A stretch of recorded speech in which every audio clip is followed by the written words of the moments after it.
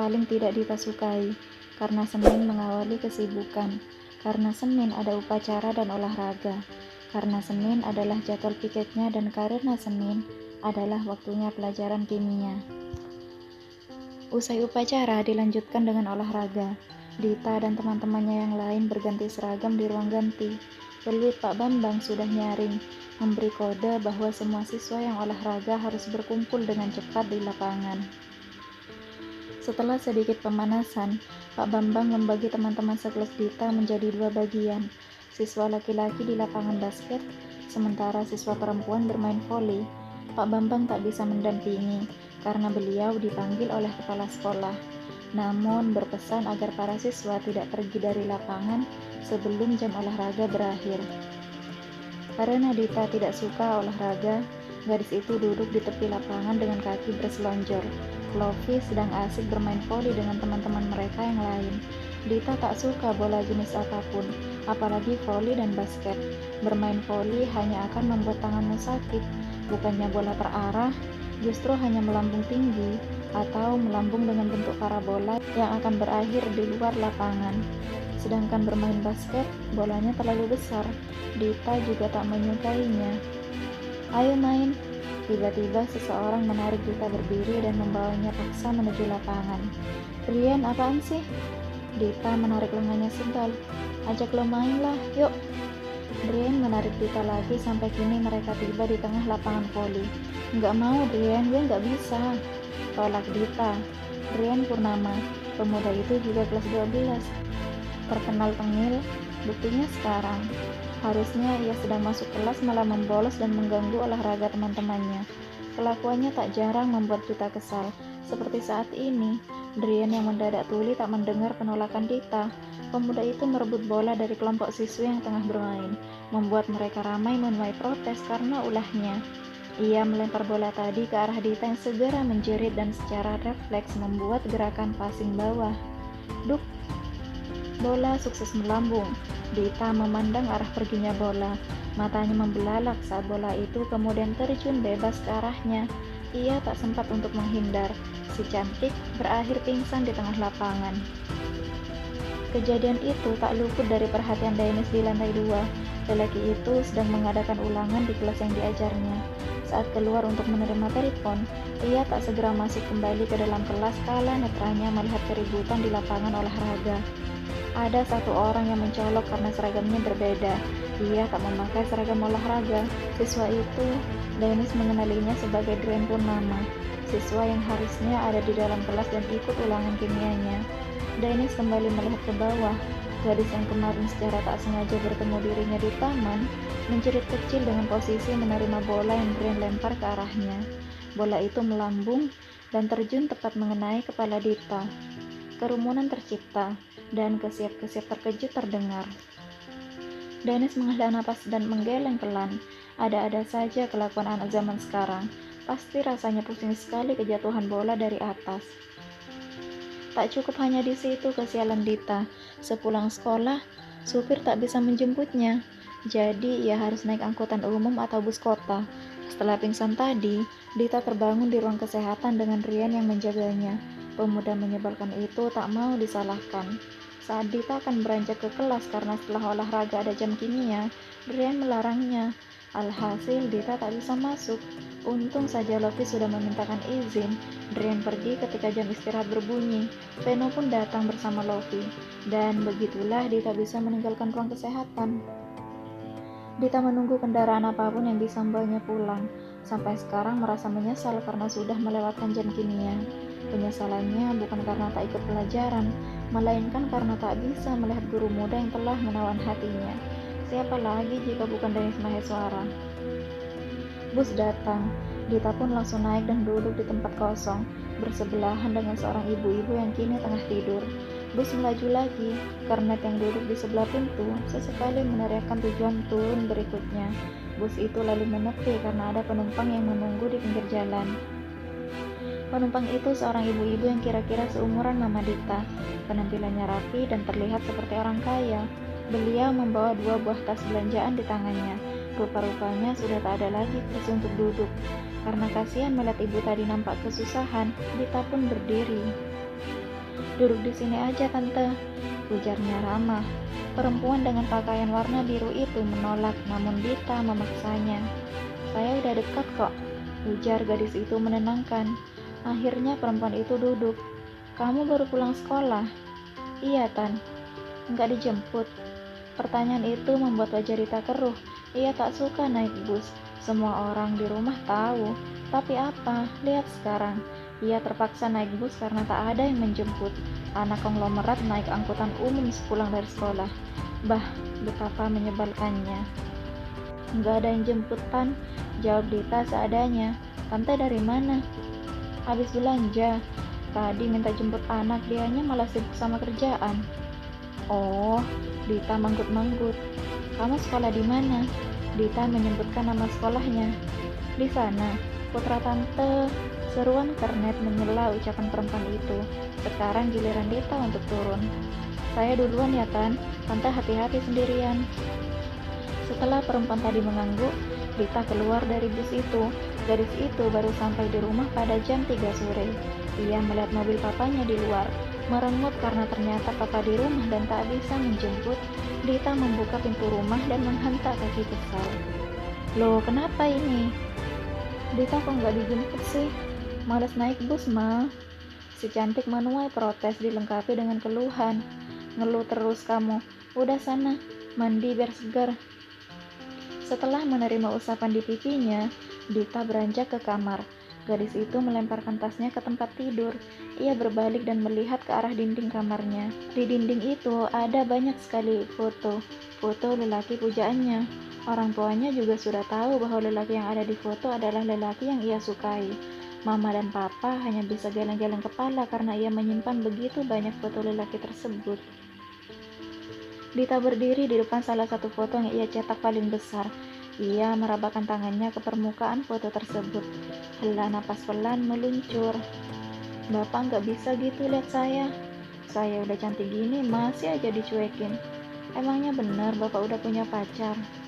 Lekas putus ya pak. Dita bermonolog. Gadis itu mengepalkan tangan, memberi semangat pada dirinya sendiri. Ia hanya bisa menyukai dalam diam, sebab jika terang-terangan hanya akan menimbulkan masalah. Semua karena peraturan sekolah yang melarang ketat adanya hubungan lain antara guru dan murid. Andai ia lebih sering bertemu Dennis di luar, mungkin ia akan bisa lebih leluasa mendekati lelaki itu. Sah saja bukan jika yang mengejar adalah perempuan. Malam harinya, Dita harus ikut orang tuanya untuk pergi makan malam di restoran. Mama bilang itu adalah agenda keluarga besar mereka. Akan ada om dan tante yang lain yang akan hadir. Saat Dita bertanya mengapa temu kangen keluarga diadakan di luar dan bukan di rumah seperti biasa, Mama bilang itu karena mereka ingin suasana baru.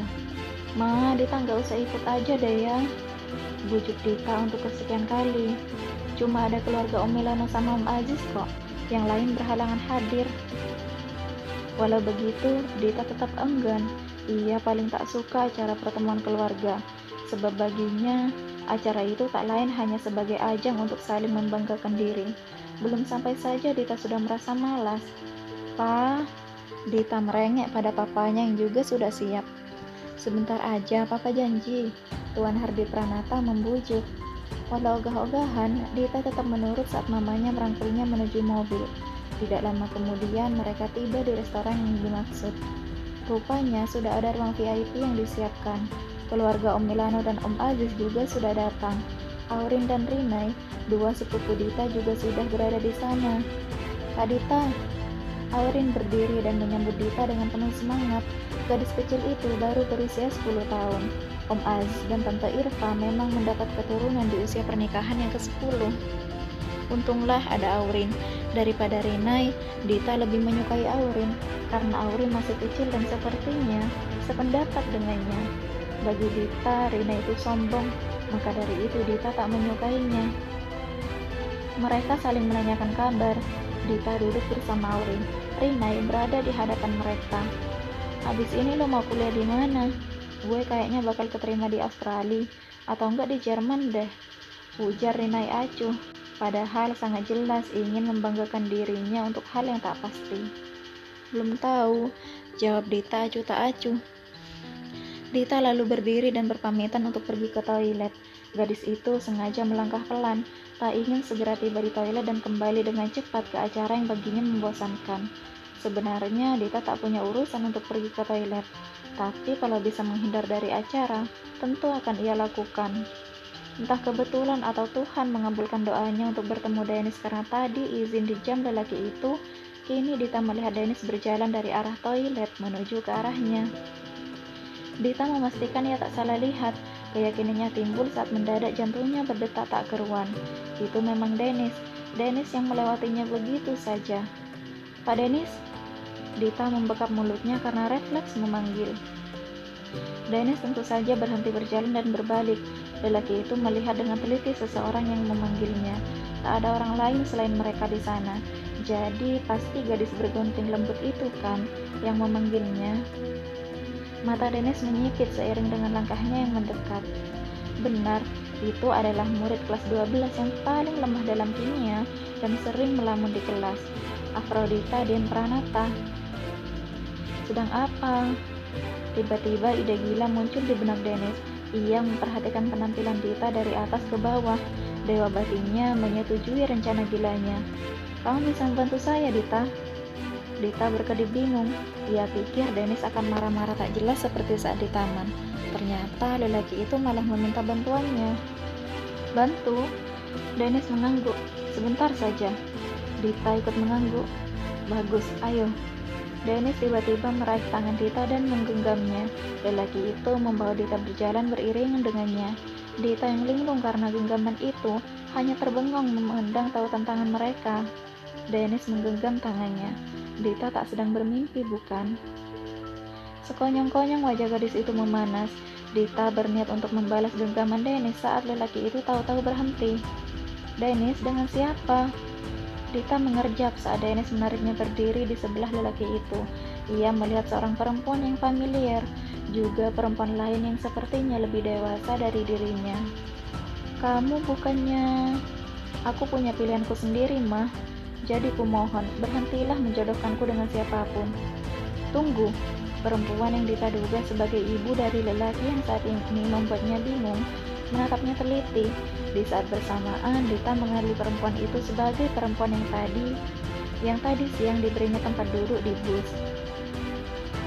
"Kamu yang tadi ketemu tante, kan?" Dita mengangguk ragu. "Jadi, kamu pacar anak saya?" Dita merasakan remasan di tangannya. Remasan tidak menyenangkan yang berasal dari tangan Dennis. "Iya." "Wah, dunia sempit sekali ya." Priyanti tersenyum. "Senang bertemu dengan kamu. Nama kamu siapa?" "Dita." "Lalu aku bagaimana, Tante?" Sela perempuan lain yang sejak semula pasif. "Namanya Dita. Dia tidak bisa lama-lama, Mah. Kuantar dulu." Dengan cepat Dennis meninggalkan meja mamanya. Lelaki itu menarik tangan Dita keluar dari restoran. Sekarang menjadi urusan mamanya bila perempuan bernama Susi itu merajuk atau marah. Dennis tak peduli. Yang penting ia lolos malam ini. "Pak, saya mau dibawa kemana?" Mereka berhenti di tempat mobil diparkir di pinggir jalan. Dennis baru melepaskan tangan Dita. Lelaki itu menghela nafas dan fokus menatap Dita. "Tadi itu... Maaf sudah melibatkan kamu. Tadi itu mama saya mau dijodohkan. Kalau tidak begini, mama tidak akan berhenti." "Oh," Dita manggut-manggut. "Jadi, yang tadi itu bohongan?" Tanyanya mendadak kecewa. Padahal hati kecilnya tahu Dennis tak mungkin dengan mudah menyukainya. Dennis mengangguk. "Kamu kenal mama saya?" "Enggak, tadi cuma kebetulan ketemu." "Syukurlah." Dennis menghela napas lega. Padahal tadi sempat khawatir bahwa Dita dan mamanya saling mengenal dan akan berakhir dengan ketidakpercayaan mamanya terhadap kebohongannya. "Bapak kenapa nggak mau dijodohin?" "Karena..." Dennis membelalak melihat pengendara motor yang melaju ke arah mereka. Refleks tangannya terjulur dan meraih Dita ke pelukannya. Terang saja Dita terkejut. Telinganya hanya mendengar seruan maaf seseorang. Tubuhnya membeku. Indera penciumannya terisi penuh oleh aroma parfum tubuh Dennis. Gadis itu seketika memucat karena napasnya yang tertahan. Terlalu tak menyangka akan dipeluk oleh lelaki yang disukainya. "Kamu tidak apa-apa." Dennis mengurai pelukannya dengan mendorong pundak gadis itu. "Dita, hei." Ia mengguncangnya pelan. Dita tersentak. Gadis itu memberi lebih banyak jarak dengan cepat. Wajahnya terasa panas dan jantungnya berdetak kencang. "Kamu baik-baik saja?" Dita mengangguk terlalu cepat. "Saya pergi dulu, Pak." Dan gadis itu berlari. Dennis sempat khawatir Dita akan terlihat oleh mamanya, tapi kemudian ia mendengar teriakan Dita bahwa gadis itu akan menjaga rahasia. Dennis membuang napas. Ia kembali masuk ke restoran itu.